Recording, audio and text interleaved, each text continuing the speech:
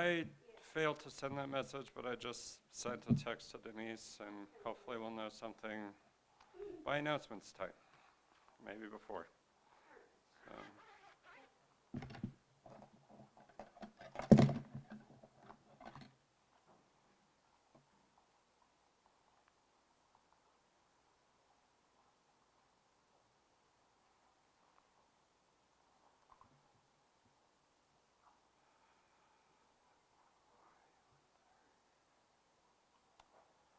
All right, we're going to go ahead and get started. Let's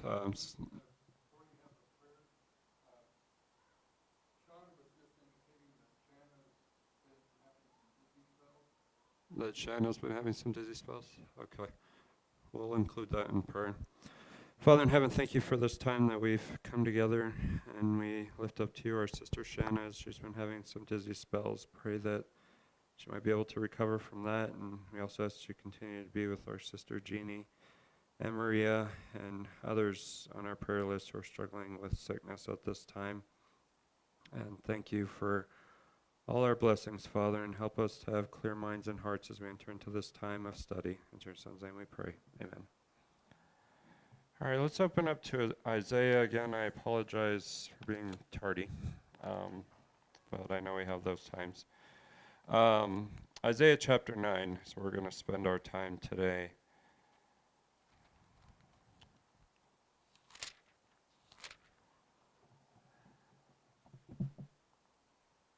In this chapter of Isaiah, again, we're not working through verse by verse, so as we come to Isaiah chapter 9, Isaiah's already covered some territory about the judgment and difficulty that was coming upon God's people.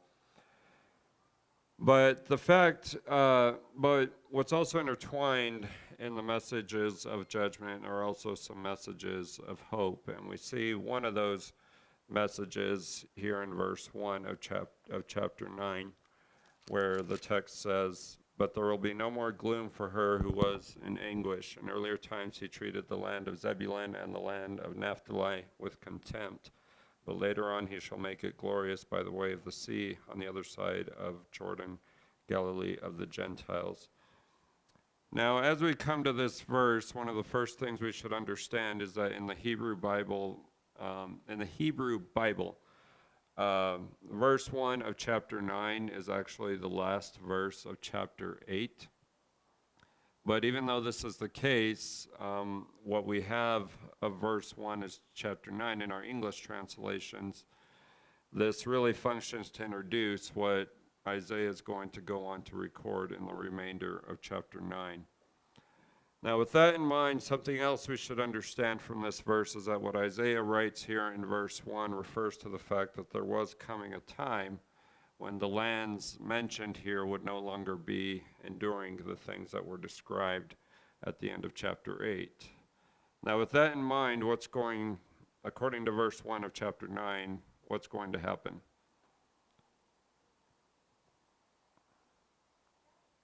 They've gone through judgment, but now what do they have to look forward to in the future?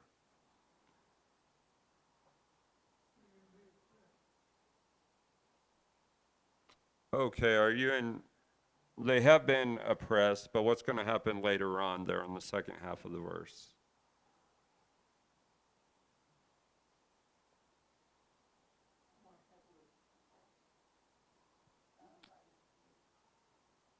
Okay. Do you have the word oppressed? Because the New American Standard has, but later on he shall make it glorious by the way of the sea on the other side of Jordan. Does everyone have the word glorious there? Mine says, and afterward did more grievously afflict her by the way of the sea beyond Jordan. That's weird. Because the New American Standard has glorious, and I even have a footnote. In earlier times, the days were to be full of gloom, but later on God would transform that gloom into honor. I don't know why, because the second half of verse 1 of chapter 9 should read something along the lines of glorious. Jeremiah, go ahead. Interesting. So I have my Hebrew up, and the word would be light, former time.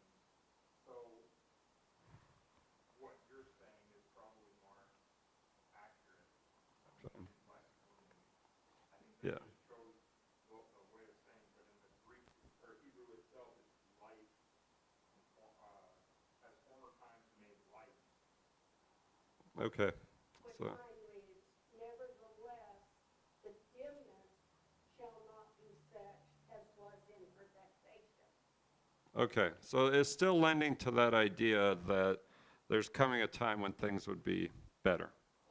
Glorious is what the word the New American Standard has there. Um, but the point is here is just, it is that point about there's coming a time when these people are no longer going to be enduring difficulty. Anything else on verse 1? All right, I'm sorry if that was a little bit confusing. But again, the point there is that there was coming a time that life would be better for God's people. And that's just putting it simply.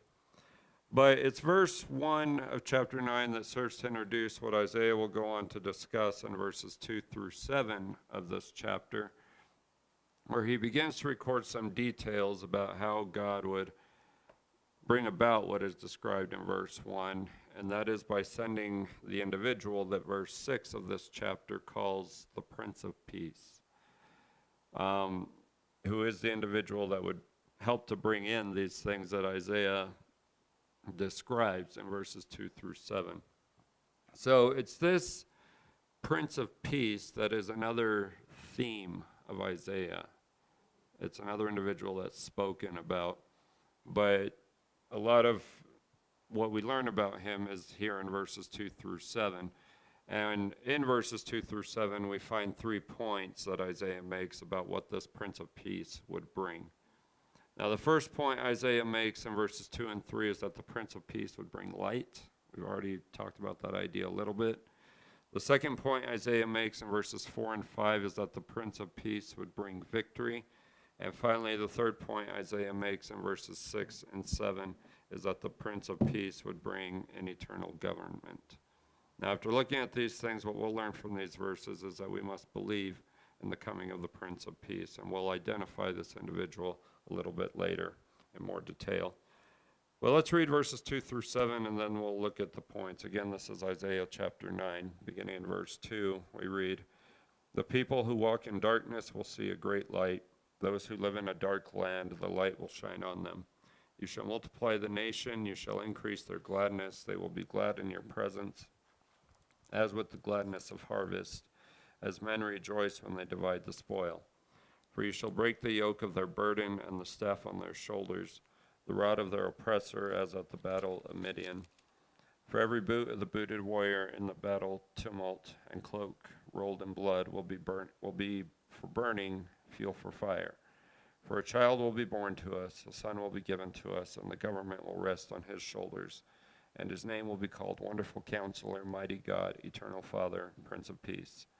There will be no end to the increase of his government or of peace on the throne of David and over his kingdom, to establish it and to uphold it with justice and righteousness from then on and forevermore. The zeal of the Lord of hosts will accomplish this." Okay, so we're looking at this individual called the Prince of Peace, and again, we'll identify him more in verse 6. But according to verse 2, where this point about the Prince of Peace bringing light is introduced, verse 2 establishes the point that even though God's people were walking in darkness, they would see a great light, and that those who were living in a dark land would have light shining on them. So one thing we should notice from this verse is we have these images of darkness and light. Now, when we think of darkness, what comes to mind? Nighttime. Okay, what else? Evil, maybe. Any other ideas with darkness? Okay, death. I'm not looking for a specific answer. I'm just picking brains.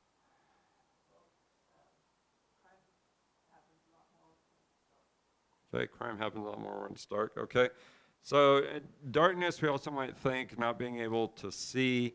It's a bad time, is the idea here. They're going through a bad time when Isaiah writes here. What about light? What comes to mind when we think of light? Goodness. Okay, goodness. I think David, darkness is the absence of light. That's true. I think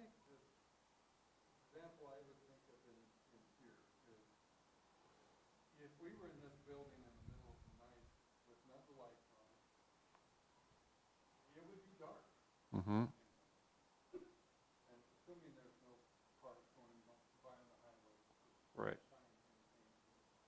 But if we put one small candle in the middle of this room here, there would be light.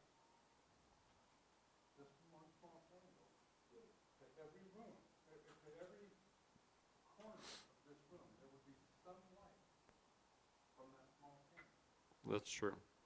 So, That would give us some, some example of light driving out darkness. so light drives out darkness. Now, so that's true. But we have darkness and light here. Now, putting that in the context of Isaiah, we remember they're going through difficult times. Now, sometimes you might hear somebody saying, going through a hard time, I'm going through a dark time. But then that dark time comes to an end. There's now light. So this is beginning to paint the picture that there would be a time when God's people would be removed from these difficult circumstances. In verses like this, they're now seeing the light at the end of the tunnel, using an expression we sometimes use. Any other questions or comments on verse 2?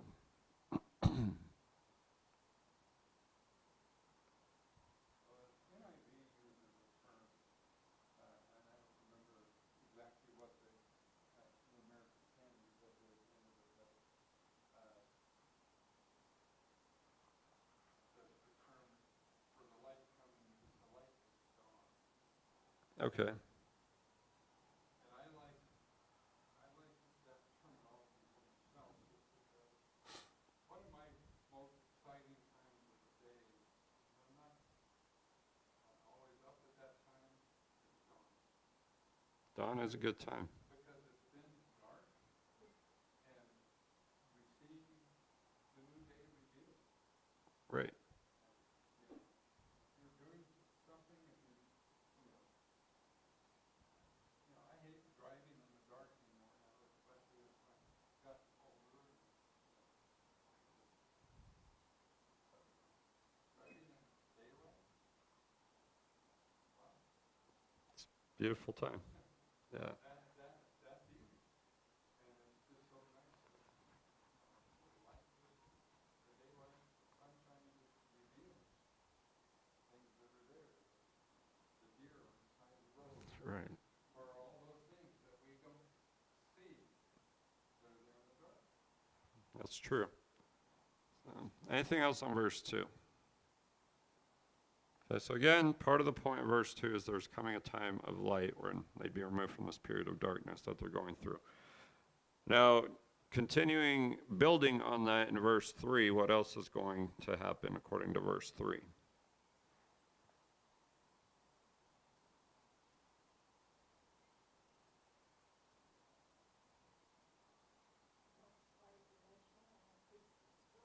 Multiply the nations and increased its joy. So when something is multiplied or increased, what does that mean? Mine again reads, and not, Yours reads differently again? and not increase. Okay, how does yours read, Shauna? Says, thou hast multiplied the nations and not increased the joy. They joy before thee according to the joy in harvest, and as men rejoice when they divide the spoil. Okay, so you have the phrase not increased. Now that I have a note in my Bible here, because there is another reading that says not increased. But when you look at the statements around it, the idea here is that there's coming a time of happiness. So this is something about Bible study. Now, this is just Bible study 101, but you will run into these situations where you'll have two different readings, just putting one Bible next to another. That's okay. But that's when context becomes really important to figure it out, to see, should this be read this way?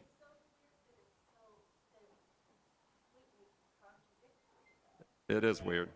Exactly. It is weird. By the way, it doesn't sound right at all. It sounds like they translated incorrectly.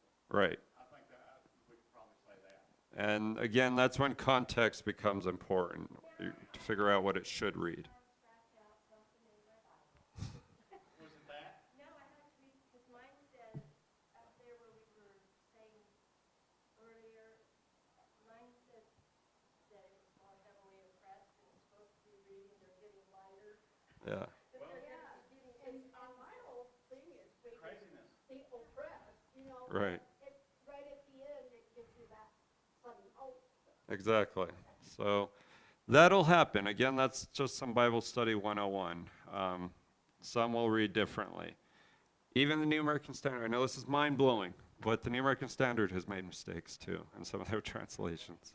But I don't know that they're a mistake. You can stop and read it, yeah, and but it all comes to the same conclusion. right. So, And I get it. yeah. And I'm glad these observations are made because, again, that's part of our story. Don, go ahead. What translation is yours? King James. Jeremiah? So we need to find something in which King James wouldn't be a traditional New American Standard, NIV. Most of those do not have access to the Dead Sea Scrolls, which had the most complete version of Isaiah. That's true. It was found in 1974. Right. So, and it didn't finish being translated until the 1990s. So anything like that's going to have a more complete picture of what we really meant. Because a lot of these were taken from what sat in the Catholic Church and their archives is how they translated it. Right. I think more what you're seeing in your version, or even the New King James or the King James 2020 version, or the New American Standard 2020, is going to have more accurate words to what it probably means because of the access to the Correct. readings that we now have. Right. That would help us. Okay. That's true. So, But I still like but all this saying, the point here is just that putting it in that Prince of Peace context is that he would bring light. He would help to bring God's people out of the difficult circumstances they were in. Anything else on verse 3? All right. Let's move into the second point, verses 4 and 5. The Prince of Peace would bring victory.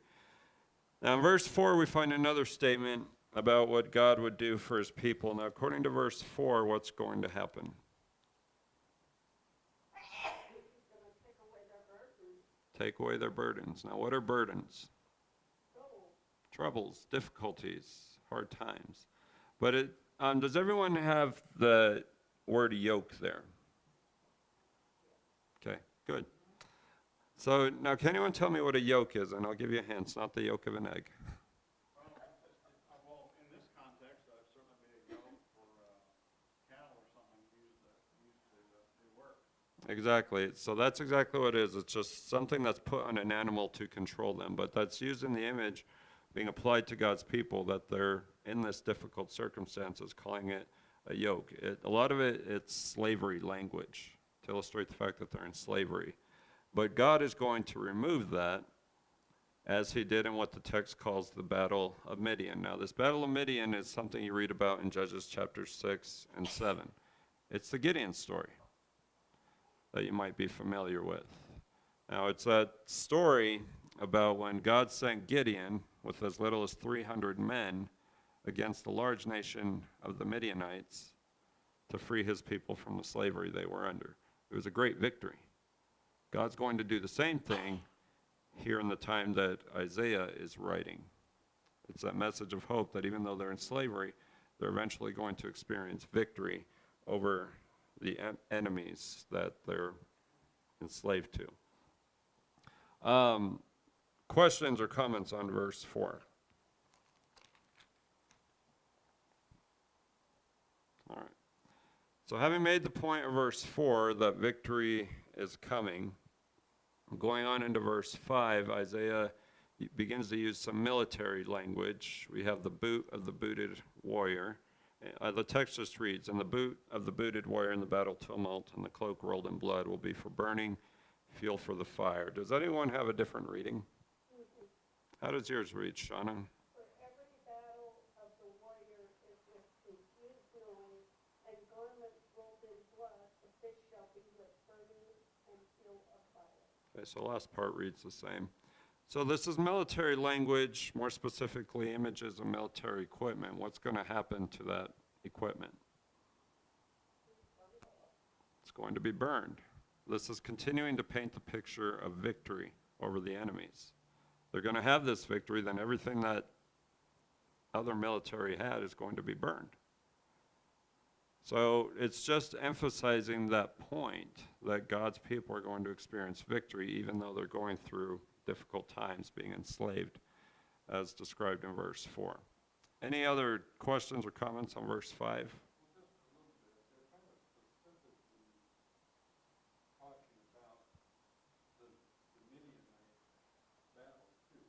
They're comparing it to that, yes.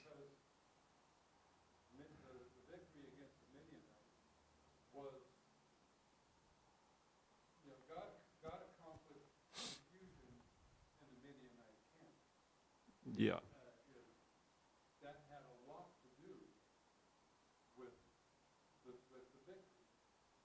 That's where the noise comes in. right, That's where the noise comes in, because the Midianites, God sent Gideon and 300 men against them, but the Midianites, because of God's plan, thought they were surrounded by a much larger force than right, they were. And so they were terrified. right. There was great confusion and the noise. And that's what's coming in here. And again, it's the idea of victory. So those are good points to be made. Anything else on verse 5? And the NIV is wrong there today. How does the NIV read? The NIV just talks about every warrior's boot used in battle, every garment sold is left will be destined for burning. Okay. So it sounds like the end of the verse reads all the same to the American Standard. So, anything else on verse 5? All right. So putting verses 4 and 5 together, the point you see here about the Prince of Peace is that he would bring victory for God's people. It would be a complete victory.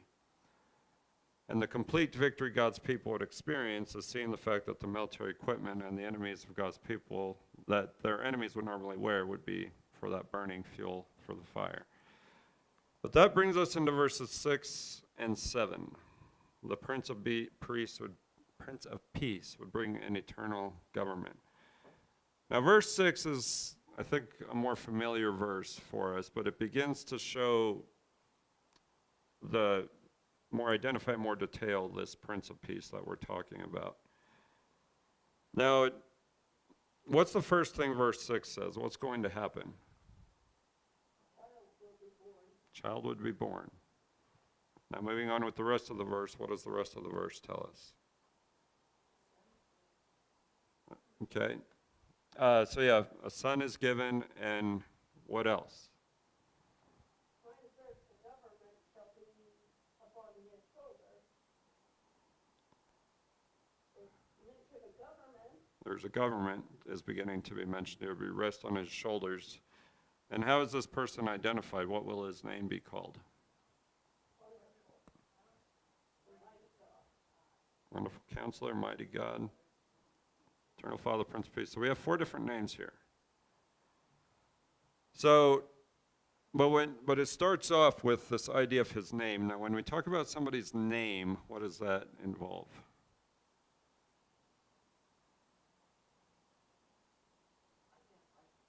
Identifies the person. It's who they are. So we have what this list of names has in common. It has to do with this person's character. So the first thing we have is the Wonderful Counselor. Now, what's a counselor?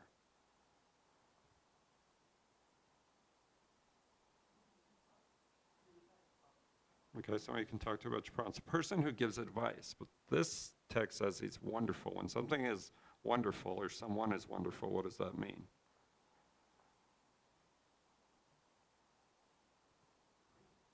Okay, you might say supreme. It's extraordinary. It's great. What does yours have? Mine has wonderful, comma, and counselor. Oh, you have a comma in there? Okay, that's interesting. Wonderful being a awesome counselor. Interesting. Jeremiah, go ahead. Counselor here is not what Sandy was It's not that specifically, that's true. Counselor directly in the Old Testament would be an advisor directly to the king. Right. Which would be like our vice president or things like that. Yeah. Today. That's what it would be, not a person you tell your problem. Right, that is true. This is more specifically an advisor. I mean, it's someone you'd be able to talk to, but still an advisor of sorts, more in the royal sense, or in our case, the vice president kind of sense. So that's true. Next, we have mighty God. That's a pretty straightforward term, but what do we mean when we say God is mighty? All-powerful, strong. So that's what that term means. Next, we have eternal Father. This is a term you don't see too often in the Old Testament. Well, when we talk about Father, what kind of language is that? That's family. It's relationship. So this is talking about another aspect of his character and the relationship he would have with God's people. It's one of Father, but he's an eternal Father. What does the word eternal mean? Everlasting. Always has been, always will be.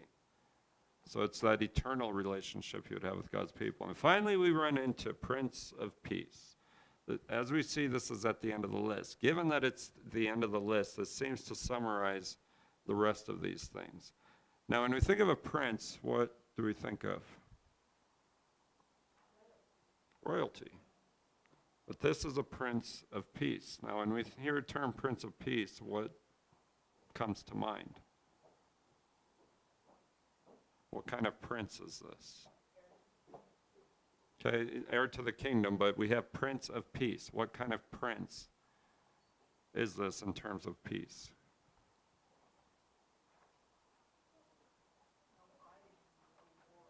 Okay, no fighting, no war, absence conflict. But so if we have that in mind, this is a prince that would bring peace. But we have to ask, what kind of peace? He bridges the gap. That person will bridge the gap because it is referring to the Messiah. He bridges the gap that before him they had to do yearly sacrifices. He is able to change all of it. From that point forward, he bridges the old and the new.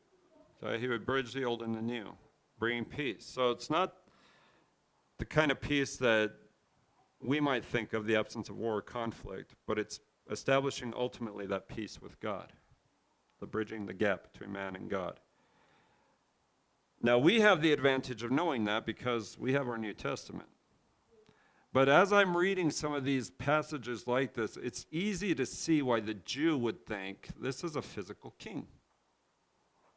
Now, we know that's not the case because we have the advantage. But when you're in these people's shoes, you're hearing this is going to be a physical king that's coming. Now, Jesus would change that mindset, and in our circumstance has. But this is the point being made. He would bring in a new government, an eternal government.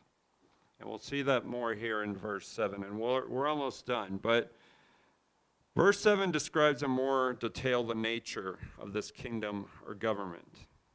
Now, who's mentioned here? Whose line would this come from? David's kingdom. So one thing we should understand here is that what is written here is one of several Old Testament passages that point forward to the coming of the Jewish Messiah, and that's what Jeremiah's comment pointed us toward. The Messiah would come from the line of David, and that person would sit on the throne of David forever. But this would all be accomplished by the zeal of the Lord of hosts, which is a way of saying that's God and his zeal that would bring about what Isaiah is describing here. So what we should also understand here is that by saying what he says at the end of this verse, Isaiah is emphasizing the point that this kingdom will not be set up by man, but it would be set up by God. And it would be ultimately God that would bring in this peace, and it's justice and righteousness that would be how this kingdom would look. Now, justice and righteousness are parallel terms that have to do with what is fair and what is right. So in short, what all this means is that the government of this individual is something that will consist of doing what is fair and right before God. But the point being made here about this Prince of Peace is that he would bring in this eternal government, verses 6 and 7. It would consist of justice and righteousness. So when we consider everything that Isaiah has recorded in these verses, is that the Prince of Peace was coming. That's his point. He would bring light, he would bring victory, and he would bring in an eternal government. We have to believe that. That's the application. We have to believe in the coming of the Prince of Peace. Who is this Prince of Peace? Ultimately, it's Jesus. Not ultimately, very simply, it is Jesus. Now, if we believe that, we can have light, even if we might feel that we're in darkness. If we believe that this is Jesus, we can have victory over our enemies. And finally, if we believe this is Jesus, we can know we are being ruled by an eternal ruler who brings us peace, justice, and righteousness. Now, if we believe all of that, then we can know that we have a hope of spending eternity with this Prince of Peace, whose name is Jesus. Any other questions or comments? All right.